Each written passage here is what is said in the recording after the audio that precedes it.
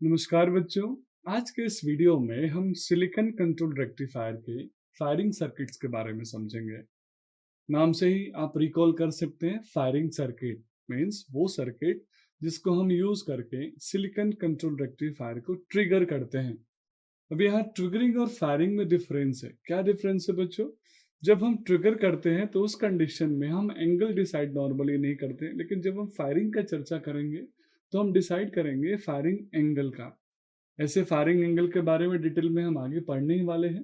तो चलिए सबसे पहले सिलिकॉन कंट्रोल रेक्टिफायर के फायरिंग सर्किट्स क्या होते हैं और कैसे काम करते हैं इसके बारे में हम समझते हैं।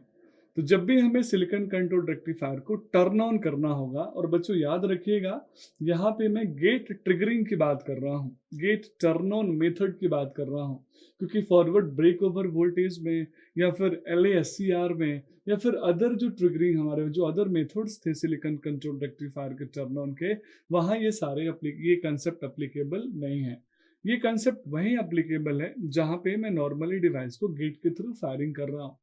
आइए बच्चों, हम सबसे पहले समझते हैं कि यहाँ कितने टाइप के सर्किट होते हैं फायरिंग में। तो फायरिंग में नॉर्मली 3 प्रकार के सर्किट्स हम डिवाइड करेंगे। पहला कहलाएगा control circuit. Control circuit means वो सर्किट जिसके अंदर हम pulse generator, DC power supply या फिर AC इनपुट को हम यूज करके हम एज पर नीड गेट की फायरिंग के लिए पल्सेस बनाएंगे, चाहे वो हाई फ्रिक्वेंसी पल्सेस हो या फिर वो पल्स ट्रेन हो या फिर बच्चों वो डायरेक्ट DC का एक सिग्नल हो, वैल्यू हो। दूसरी जो सर्किट है वो है ड्राइवर सर्किट। ड्राइवर सर्किट यहाँ सबसे इंपॉर्टेंट रोल प्ले करती है, क्योंकि जब आप कंट्रोल सिग्नल से पल्स इनपुट ले लेते हैं तो उस पल्स के एम्पलीट्यूड को एम्पलीफाई करना है या डी एम्पलीफाई करना है, या फिर उस सिग्नल में आने वाले हार्मोनिक्स को रिमूव करना है। हार्मोनिक्स क्यों बच्चों?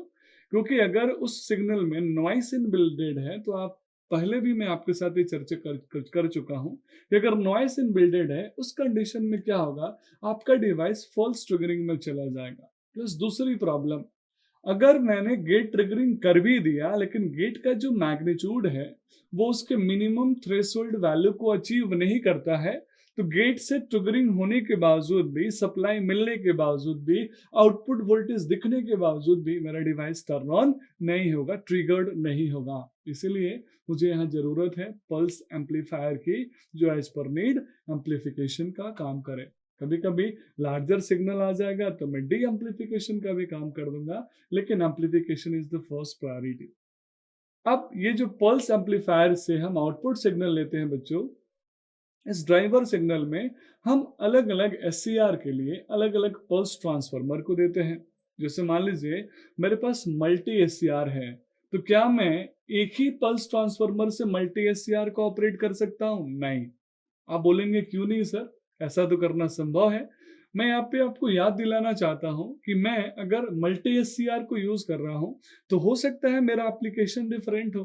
किसी SCR को 0 डिग्री पे फायर करना हो, किसी SCR को 30 डिग्री डिले पे फायर करना हो, किसी SCR को 60 डिग्री डिले पे फायर करना हो, या फिर किसी SCR को हम 180 डिग्री डिले पे फायर कर रहे हैं। अब आप खुद ही इमेजिन करके बताइए कि अगर मैं सभी का पल्स ट्रांसफार्मर एक ही रखूंगा तो वो एक ही वैल्यू पे फायर हो जाएंगे, क्योंकि उसी मैग्नीट्यूड पे तीनों थारिस्टर टर्न ऑन हो जाएंगे।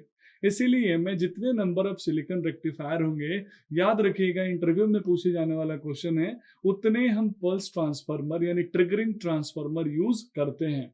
मल्टीपल होंगे तो मल्टीपल, और अगर सिंगल है तो कोई प्रॉब्लम ही नहीं है।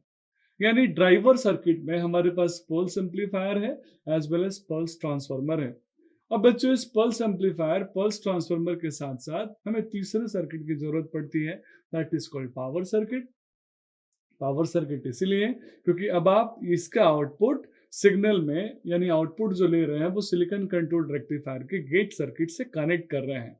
तो इस सर्किट को हम बोलते हैं पावर सर्किट, और उसी पावर सर्किट में हम इन बिल्ड कर देते हैं और एनोड और कैथोड को भी बायसिंग कर लेते हैं। तो ये एक जनरल लेआउट है फायरिंग सर्किट का। सिलिकॉन कंट्रोल रेक्टिफायर के फायरिंग सर्किट स्कीम का एक ओवरव्यू है जिसमें 3 सेक्शंस आप हमेशा याद रखिएगा, control circuit, driver circuit as well as power circuit. अब बच्चों SCR के फायरिंग सर्किट्स के टाइप की हम बात करेंगे, कौन कौन से मेथड्स हैं, और यही मेथड्स यहाँ पे इसके टाइप्स हैं। जो सबसे पहला टाइप है वो है रेसिस्टेंस फायरिंग सर्किट। अब रेसिस्टेंस फायरिंग सर्किट के नाम में ही पूरा कैरेक्टर है। बच्चों, मैं हमेशा पढ़ाते समय इस बात को आपसे कनेक्ट करने की कोशिश करता हूँ कि आप जिस भी डिवाइस को पढ़ रहे हैं, पहले उसके नाम का एग्जैक्ट मीनिंग समझिए। क्योंकि इस एज ग्रुप में प्रॉब्लम यही होता है कि हम हर चीज़ को याद करने की कोशिश करते हैं, और याद करने की वजह से और सभी चीज़ें याद हो नहीं सकती।